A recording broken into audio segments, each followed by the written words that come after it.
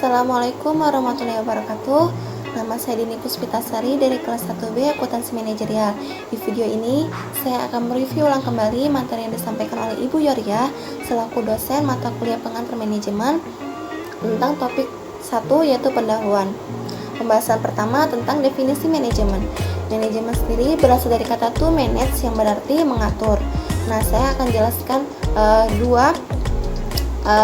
dua sudut pandang atau penjelasan para ahli mengenai definisi manajemen.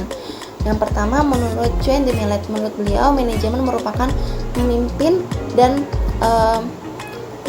melancarkan pekerjaan orang-orang yang terkoordinasi secara formal dalam sebuah kelompok untuk memperoleh tujuan yang diinginkan. Kemudian pembahasan selanjutnya tentang awal pertanyaan yang menyangkut tentang manajemen. Yang pertama adalah what. What itu apa yang diatur dalam manajemen. Yang diatur dalam manajemen itu adalah unsur-unsur manajemen atau sering disebut dengan 6M. Yang pertama adalah man sebagai manusia, yang kedua money sebagai uang, terus yang ketiga itu ada method sebagai proses, terus yang keempat adalah material sebagai bahan, yang kelima adalah machine sebagai alat, terus yang terakhir adalah market sebagai pemasaran. Terus yang kedua, why, kenapa harus diatur agar 6M tadi itu lebih berdaya guna, kemudian berhasil guna, kemudian lebih terintegrasi juga dan terorganisir dalam mencapai tujuan yang optimal. Kemudian manajemen itu juga menggunakan keefisiensinya dan keefektifannya dalam suatu organisasi. Efisiensi di sini melakukan pekerjaan dengan benar, sedangkan efektif melakukan pekerjaan yang benar. Selanjutnya adalah who. Siapa yang mengatur? Yang mengatur adalah yang memimpin, yang memiliki wewenang dalam mengatur 6M tadi. Selanjutnya adalah how. Bagaimana cara mengaturnya? Yaitu melalui proses yang namanya fungsi-fungsi manajemen POLC. Planning, organizing, leading, dan controlling. Kemudian yang terakhir itu adalah where, di mana manajemen diatur. Manajemen diatur pada sebuah lembaga. Pembahasan selanjutnya tentang fungsi-fungsi manajemen. Nah, fungsi-fungsi manajemen itu ada 4.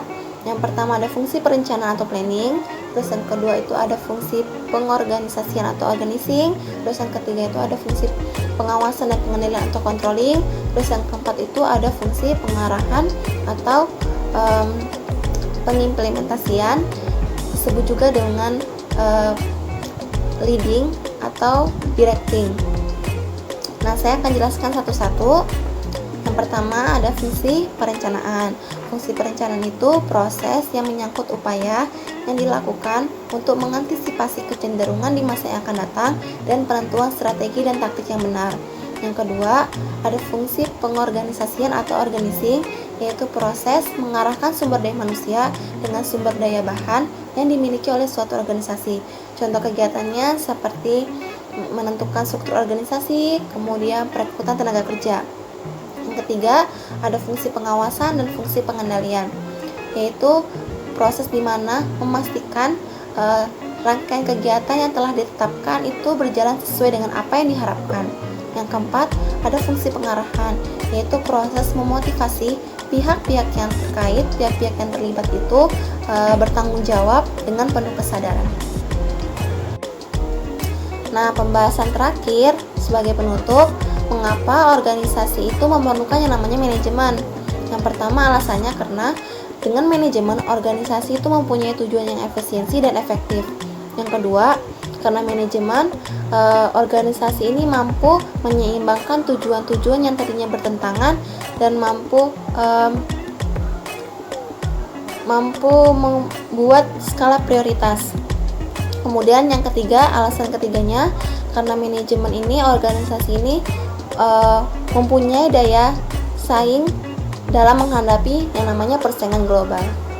Oke, sekian dari review ulang saya tentang materi bab 1 tentang pendahuluan pengantar manajemen. Kurang lebihnya mohon dimaafkan. Wassalamualaikum warahmatullahi wabarakatuh.